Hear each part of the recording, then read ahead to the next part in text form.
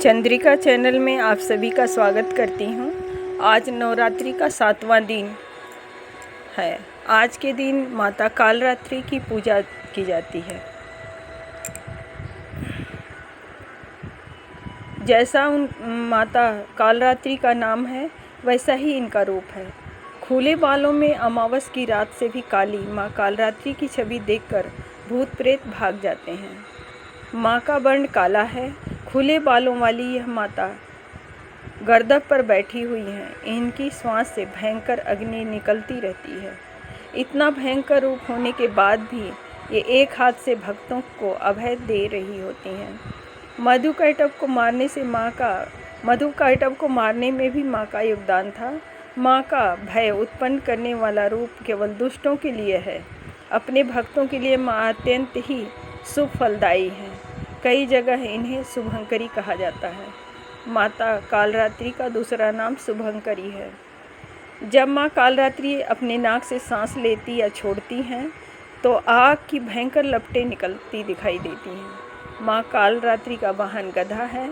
इस देवी के दाएं हाथ हमेशा ऊपर की ओर उठा रहता है। ये इंगित करता है कि माँ सभी को आशीर्वाद दे रही हैं।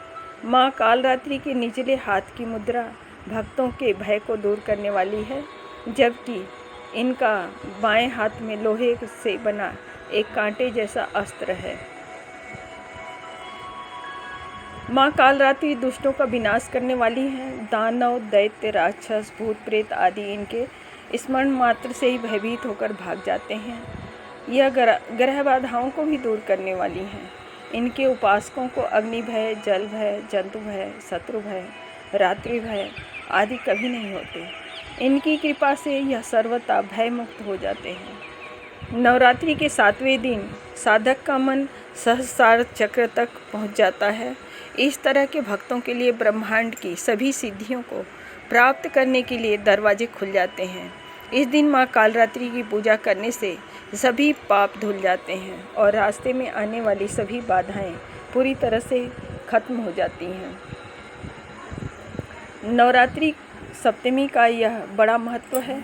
नवरात्रि की सप्तमी को महासप्तमी भी कहा जाता है।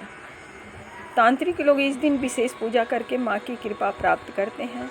सप्तमी की पूजा अन्य दिनों की तरह ही होती है, लेकिन रात में पूजा का विशेष विधान है।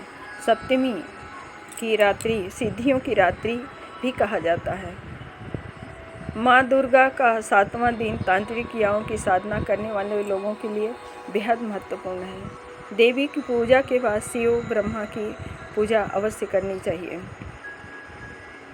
माँ को गुड़ का भोग अति प्रिय है। सप्तमी तिथि के दिन भगवती की पूजा में गुड़ का नैवेद्य अर्पित अवश्य करना चाहिए और इस भोग को ब्राह्मण को दान कर देना चाहिए। ऐसा करने से भक्त शोक मुक्त हो जाते हैं। या देवी सर्वभूतेषु कालरात्रिरूपेण संस्थिता नमस्तस्यै नमस्तस्यै नमस्तस्यै नमो नमः।